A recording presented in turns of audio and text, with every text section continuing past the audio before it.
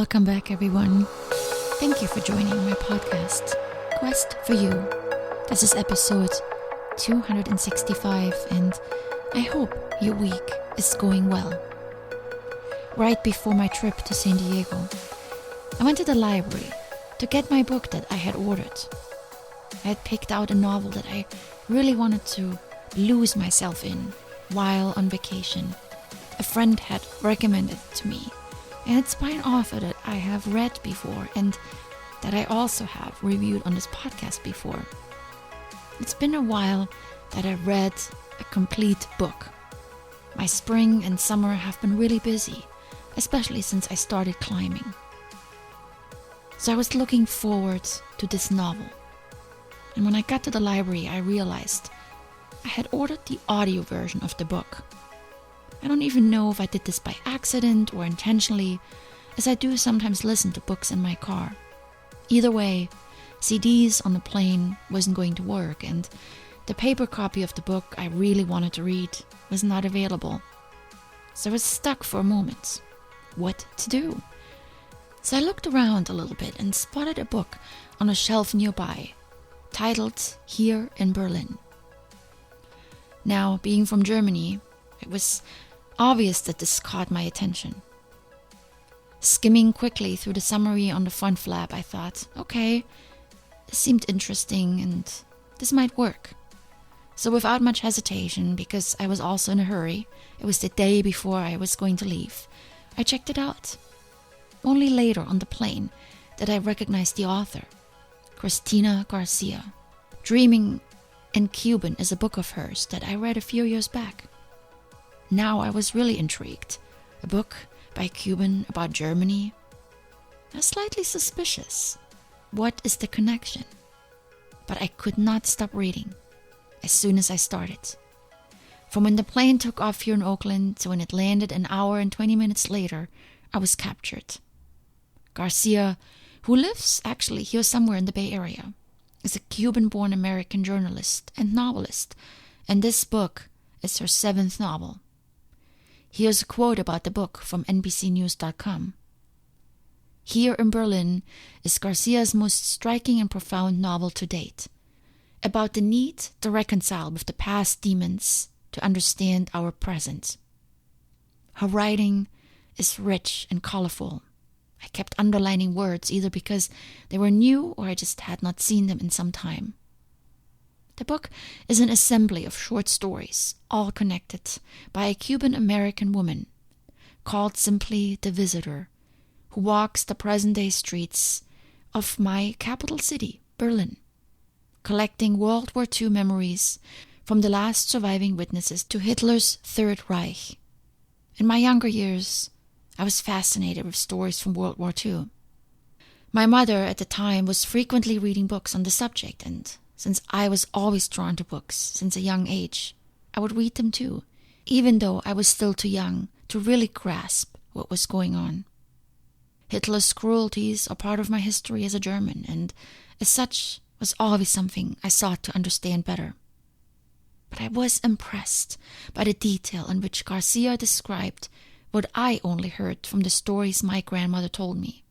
And not only that, Garcia's characters were involved, just like my grandparents. My grandfather fought in Russia. My grandmother was part of the organization that Hitler had established for German girls. Her stories are real, shockingly real, because everyone of that generation wanted to hide as soon as the war was over. Being German was not cool for many years post-World War II. My grandfather hardly ever spoke about his experiences, no matter how much I begged him. But here, in this book, I feel a bridge is built by sharing stories, although fictional, of those that were part of it, and shedding a human light on their circumstances. And today, I want to share one of the short stories of this book with you. Not because they are part of my heritage, not because they confront us with a cruel part of our history, specifically my history. I want to share it because these stories are stories of people. They can be our stories. In the middle of her story gathering, the visitor arrives at the key question. Do people remember only what they can endure, or distort memories until they can't endure them? It's a good question, and there's not an easy answer. The quest for you is a quest to understand ourselves better. And, as you may have discovered already, there are many parts of us, some open, some hidden, that make up an understanding of self. Sometimes we consciously choose to forget, so we can avoid pain. This book is an encouragement to me and all the readers that no matter how bleak and dark our past may have been, remembering it, confronting it, diving into it, might often be necessary in order to understand ourselves better. Here in Berlin is an uneasy reminder, on a personal and on a national scale, of the need to reconcile with the demons of yesterday before they become the tormentors of today. So here is one of my favorite stories from this book, and it's short, so hang in there with me. Dagmar Trapp, Doppelgänger, and it starts out with a quote from Rainer Maria Rilke, my favorite. Is not your dream to be one day invisible? It never happens anymore, Gott sei Dank, but it lasted a good 20 years. When Eva Braun killed herself, I was just another starving 12-year-old on the outskirts of Berlin. For a long time, very few people knew who Eva was, who she had become before dying alongside the Führer, his bunker bride for 40 hours. After the war, photographs of the two of them surfaced, many taken by her. She'd started out as a photographer, and Eva became a national obsession. By the 50s, we knew everything there was to know about her. As it happened, Liebe, I came to resemble her to an astonishing degree. Wild speculations began to circulate that Eva was still alive. She'd been spotted at the farmer's market in Lichtenberg, my hometown. That she was working as a shop girl at the KaDeWe, selling French perfume. That was me.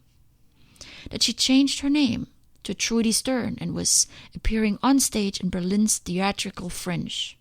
That too, for a brief time, was me. Eva's shadow followed me everywhere. Though we were nearly identical physically, I cultivated other resemblances. Arranging my hair like hers, practicing her Führer-adoring gaze, even adopting 2 Scottish terriers, her preferred pets. I walked mine daily in the Tiergarten, in part, I admit it, to hear the gaping passers-by, whispering, could it be her? There's no worse celebrity than being mistaken for somebody else. Worse still, when that somebody is a celebrity by association, not by her own achievement. So to answer your question, yes, I became notorious, but meaninglessly so and twice removed. It's difficult not to sound melodramatic, but I blame my likeness to Eva for ruining my youth. By the time I was 33, the age my doppelganger cracked that cyanide vial between her pretty teeth, I had divorced 3 husbands and suffered multiple suitors, all of whom were wrecked with distorted longing for her. My 3rd husband, Gerwald, was a biscuit manufacturer who used to blow kisses at me like a schoolboy. But he, like the others, was too terrified to touch me. For our wedding night, he'd had a special altar built on which he instructed me to lie naked, motionless as a corpse, and strewn with rose petals. Then Gerwald lit a halo of candles around my head, muttering Hail Marys, and gazing at me for hours. Fortunately, our divorce settlement left me financially comfortable enough to purchase this Charlottenburg flat. I'm right around the corner from all the lovely antique shops on Suarezstrasse. I'm quite susceptible to knickknacks. I can't help myself. Anyway, after the disaster of my last marriage, I put a stop to that Eva charade by dyeing my hair black and penciling on a facial mole.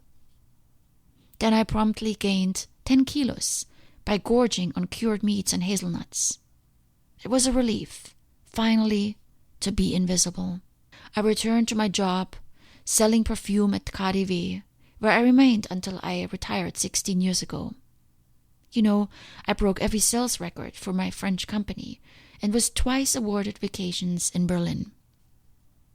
My dear, let's not enclose ourselves indoors today. The lilacs are in bloom, and the acacias nearly so. Soon my life will be over. But you're still a young woman. Do you have a husband? No? Why? 54 is the prime of life. Just wait until you reach my age. We may wish to avert our eyes from decay, but it's our natural state. After all, what is more ravaging than time? In truth, my own life feels no longer than this languorous spring day. Tell me, how is that possible? Most mornings I stroll the grounds of the Charlottenburg Palace, as I once did the Tiergarten. Its faded grandeur reminds me that everyone and everything, however sublime, must pass. It's a very melancholic story, I want to say.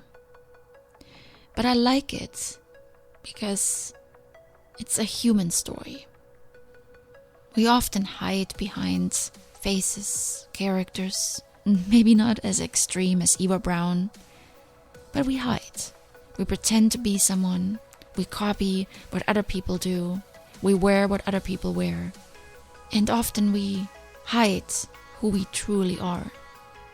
Maybe because we're afraid. Like I think this woman here in the story was. So let's not be afraid.